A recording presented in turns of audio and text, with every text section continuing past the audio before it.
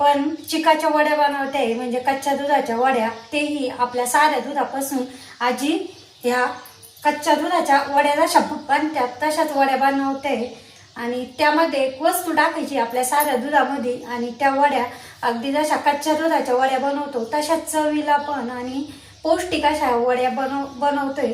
आता त्या कशा बनवतो ते बघू. आता त्यासाठी एक असा या पद्धतीचा डबा घेतला, किंवा असं आपला कुकरचा डबा जो असतो तोही घेतला तर चालेल. पण आता आपण थोड्या वड्या बनवतोय. आता जास्त वड्यामध्ये किती म्हणजे गूळ टाकायचा, किती दूध टाकायचं, आणि ती वस्तू आहे ती किती टाकायची ते पण पाहू. आता हा असा पद्धतीचा डबा, असा डबा घ्यायचा ना, हा घ्यायचा. आता अशा पद्धतीचा डबा आजीने घ्यायला लावलेला आहे. आता तो स्वच्छ आधी पाण्याने धुतलाय. आपण जे तूप बनवलं ना, गॅस ना चुलीचा जार ना लाईट, एकदम मस्त आहे बघा, किती छान असं तूप झालेलं आहे आणि सुगंध असा वास येतोय. आता याच्यामध्ये हे डबा आहे त्याला हे तूप चोळून घ्यायचं आहे थोडंसं. एकदम मस्त तूप झालेलं आहे आपलं हे. डब्याला तूप लावून घेते ना. आता आजी डब्याला तूप लावून घेतेय बघा, अशा पद्धतीने तूप सगळ्या डब्याला हे तूप लावून घेतलेलं आहे.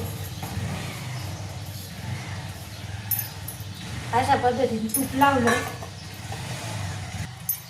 आता वाटी घेतलेली आहे आणि हे साधं दूध घेतलेलं आहे मी. आता एक वाटी आणि हे 2 वाटी अशा दूध घेतलेलं आहे. 2 वाट्या दूध घेतलेलं आहे. 2 वाट्या आजीने दूध घ्यायला लावलेलं आहे. आणि आता हा कापलेला गुळ आहे, कापून घेतलेला गुळ. कापल्यामुळं पटकन गुळ जो आहे तो दुधामध्ये मिक्स होतो. आता हा जो गुळ आहे तो 1 वाटी या दुधामध्ये टाकलेला आहे. आता आजीने गुळ दुधामध्ये पगळून घेतलेला आहे सगळा. अशा पद्धतीने एक सुद्धा कडा ठेवलेला नाही. आता ज्या वाटीने गुळ घेतला त्याच वाटीने 1 वाटी मक्याचं पीठ म्हणजे कॉर्नफ्लॉवर घ्यायला लावलेलं आहे आजीने. आता हे कॉर्नफ्लॉवर यामध्ये दुधामध्ये टाकलेलं आहे.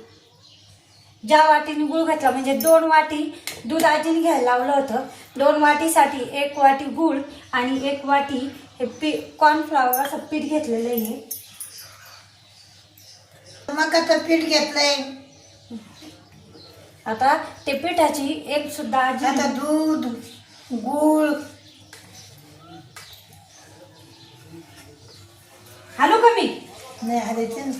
आता एक सुद्धा आजी म्हणते याच्यात एक सुद्धा गाठ ठेवायची नाही पिठाची, कारण दुधामध्ये पीठ टाकलं आपण असं का त्याच्या गाठी होत्या, म्हणून आता ते व्यवस्थित असं याच्यामध्ये मिक्स केलेलं आहे आजीने.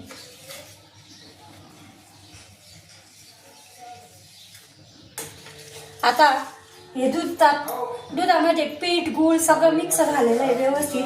म्हणजे आपलं जे साधं दूध आणि कॉर्नफ्लॉवर आणि गूळ आजीने एकदम एकजीव केलेला आहे. आता हे जायफळ आहे ते किसून घेतले ते याच्यात.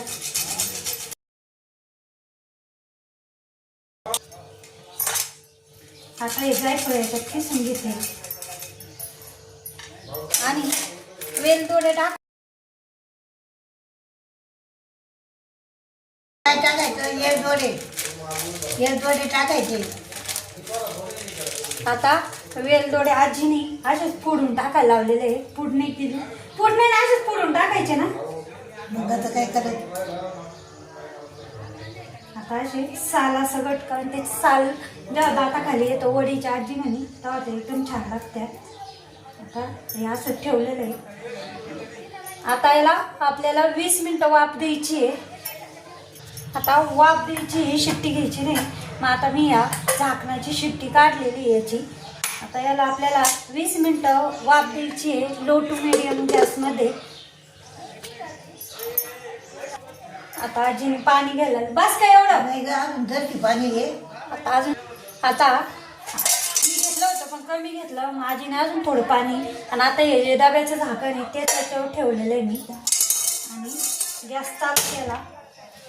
आता गॅस चालू केलाय आणि हा जो डब्बा आहे तो असा ठेवला आहे. ते झाकण थोडं पाण्यामध्ये असं पोहत होतं, पण मग तो डबा ठेवल्यामुळं वजनामुळं झाकण पण आपलं बसलंय पॅक. बघा अशा पद्धतीने हे डब्बा ठेवला आहे. आणि आता ही शिट्टी काढून झाकण लावायचं आहे. पण त्याआधी आजीने प्लेट ठेवायला लागली. आता गूळ काढलेला होता मी, त्यात गूळ कापून घेतला, तीच प्लेट ठेवलेली आहे.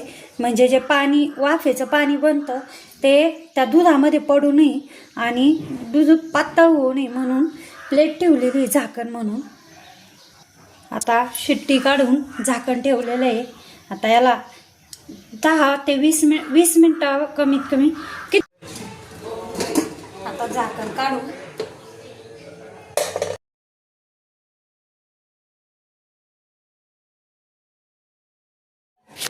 आता हे थंड होऊन दिलं दूध.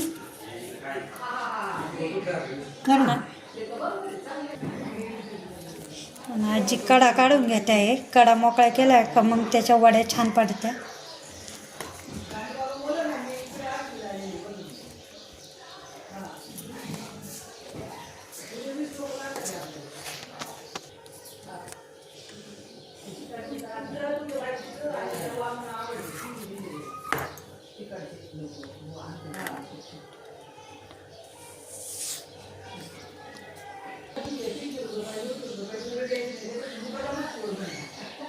हात ठेवू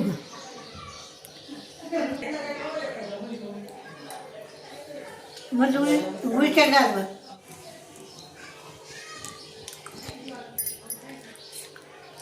आता अगं मस्त झालं, लय उलट्या झाले.